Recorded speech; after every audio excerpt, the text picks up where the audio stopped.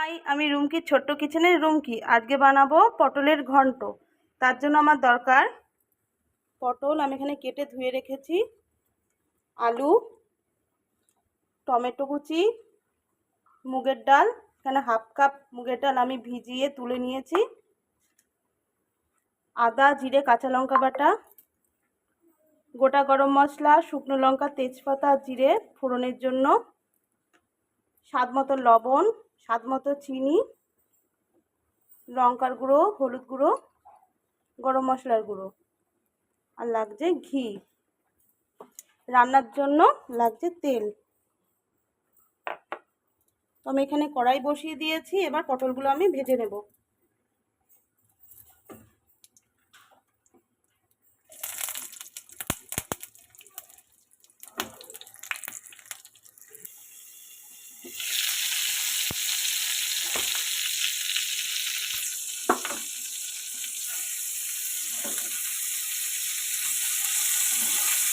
দেখো পটলগুলো ভাজা হয়ে গেছে, এগুলো আমি তুলে নেব। পটলগুলো তুলে নিয়েছি।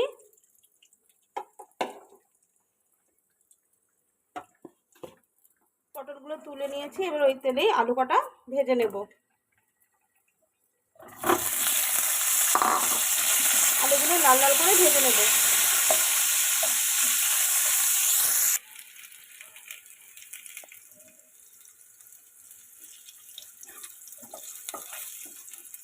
আলুগুলো ভাজা হয়ে গেছে, আলুগুলো তুলে নেব। নিয়েছি, ওই তেলেই আমি ফোড়নটা দিয়ে দেব।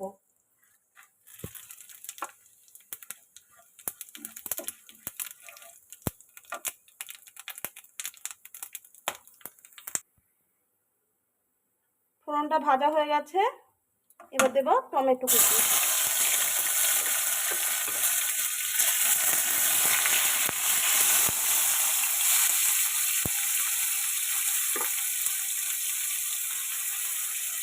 লঙ্কা গুঁড়ো, হলুদ গুঁড়ো,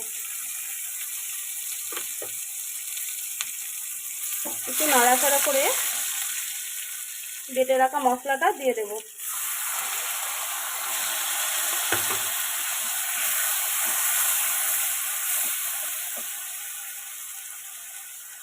চিনি, লবণ। এবার আমি 2 থেকে 3 মিনিট মশলাটা কষিয়ে নেব। কষানো হয়ে গেছে, এবার আমি জল ঝরিয়ে রাখা মুগের ডালটা দিয়ে দেব।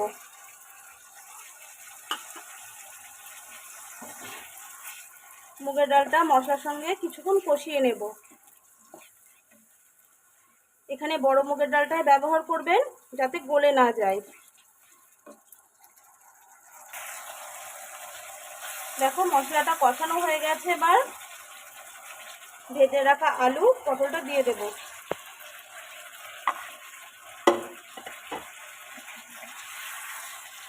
আমি আলু পটল ভাজার সময় কোনো রকম হলুদ ব্যবহার করিনি, সামান্য লবণ দিয়ে ভেজে নিয়েছি।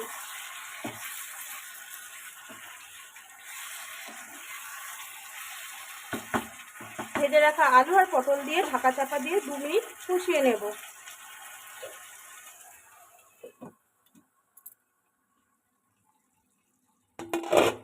দেখো ঢাকা দিয়ে 2 থেকে 3 মিনিট আমি কষিয়ে ভালোভাবে দিয়েছে। এবার আমি পরিমাণ মতন জল দিয়ে দেব।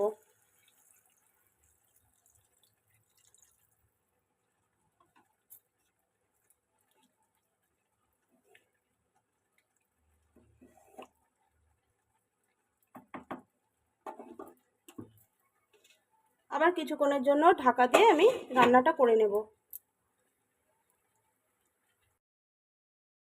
কিছুক্ষণ রান্না করার পর আমি ঢাকাটা তুলে দেখে নেব হয়েছে কিনা।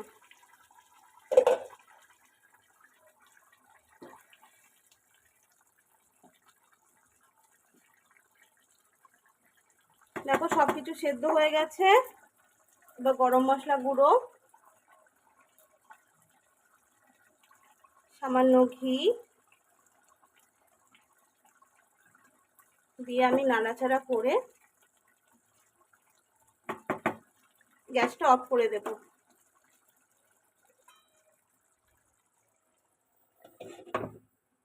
আমার পটলের তরকারি সম্পূর্ণ রেডি। এখন আমি 2 থেকে 3 মিনিট এটা ঢাকা দিয়ে রেখে দেবো। দেখো গ্যাস অফ করার পর আমি 2-3 মিনিট এটা ঢাকা দিয়ে রেখেছিলাম। এবার আমি নামিয়ে নেব।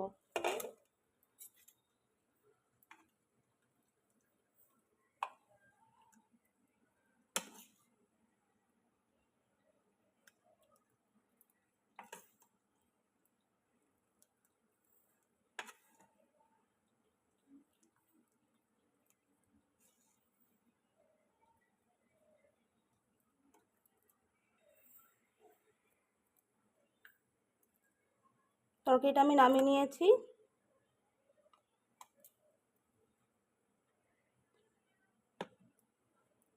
পটলের ঘন্ট ভাত, পোলাও কিংবা রুটি, লুচি দিয়ে ভীষণ ভালো লাগে।